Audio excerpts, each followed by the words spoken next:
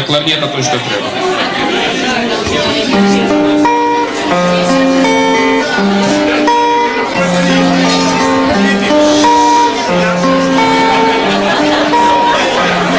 Коли щастя тулить, ті затихну в журбі, я заўсёды, матуля, вспоминаю тебе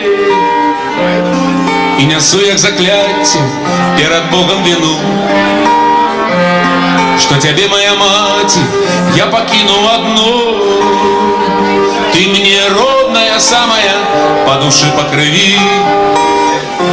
Ты живи, моя мама, долго-долго живи. Ты мне родная самая, по душе, по крови. Ты живи, моя мама, долго-долго живи.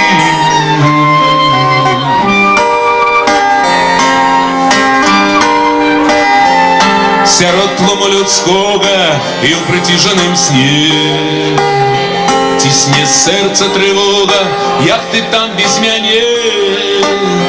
Пасля розстани горкой, переживши зиму, на бацькоўскім подворку знов тебе обниму. Ты мне родная самая, по душе, по крови.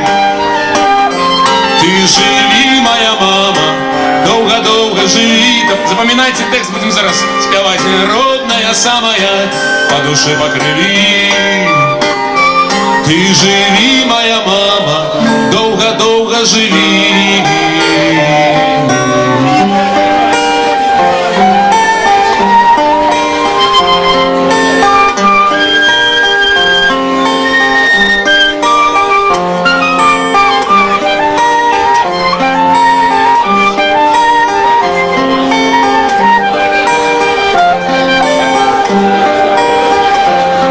Больш ніколі спакусай, зло мяне не кране.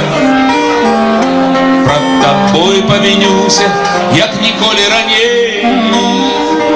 Ты мне по душе, по крови. Ты жив долго-долго. Ты мне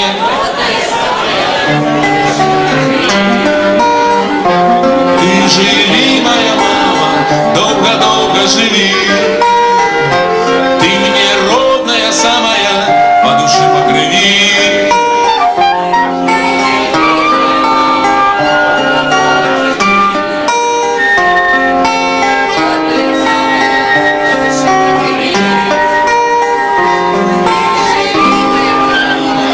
Долго-долго живи.